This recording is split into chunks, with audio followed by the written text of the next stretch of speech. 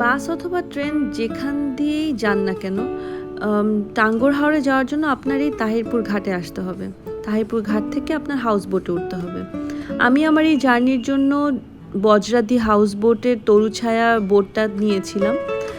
So journey শুরু হওয়ার আগে আমি বোটের উপর উঠে ভাবছিলাম যে হোয়াট ইজ ডিফারেন্ট, সবাই যে টাঙ্গুয়ার হাওরকে এত ডিফারেন্ট বলে। আমি লঞ্চেও গিয়েছি, সেই তো পানি, সেই তো boat, what will be the difference. So সেই চিন্তা করে আমি আমার একটা বিড়াল ট্রাভেলার পলকাকে নিয়ে আমার কেবিনে ঢুকে গেলাম।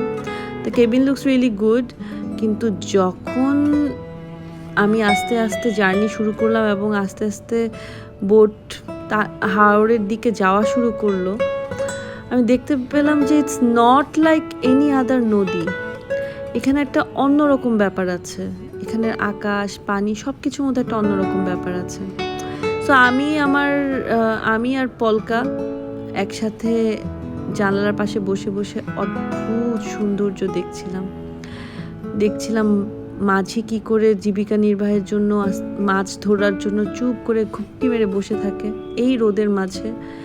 দূর থেকে আবার পাহাড়ও দেখা যায়, নীল স্বচ্ছ আকাশ, আর সেই আকাশের প্রতিচ্ছবি আবার পানিতে পড়ে। পানির রং আবার হালকা সবুজ আর নীলের একটা অদ্ভুত মিশ্রণ। এই ভিউ আসলে নদীতে বা লঞ্চে দিয়ে যাওয়ার সময় দেখা যায় না। সো আমি যত যাচ্ছিলাম তত আই ওয়াজ ফিলিং থ্রিলড।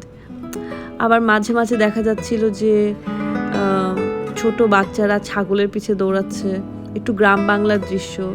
আবার মাঝে মাঝে পাহাড় আসছিল। সো অদ্ভুত সেই সৌন্দর্য আমি কখনো আমার কেবিনে, কখনো তরুছায়ার বেলকনিতে বসে বসে দেখছিলাম। আবার দেখেছি যে আমার মতো আরও পাগল যাচ্ছিল এই একই পথে। সো সবচেয়েতে মজা আমার এই জায়গাটাই লেগেছে, আমি যখন বোটের একদম মাথায় বসেছিলাম আমার নিজেকে পুরো রাজা রাজা লাগছিল। সো এইভাবেই আমার জার্নিটা শুরু হয়। আর টাঙ্গুয়ার হাওরে গিয়ে আমি যে উপভোগ করেছি তা দেখার জন্য পরের পর্ব দেখতে হবে।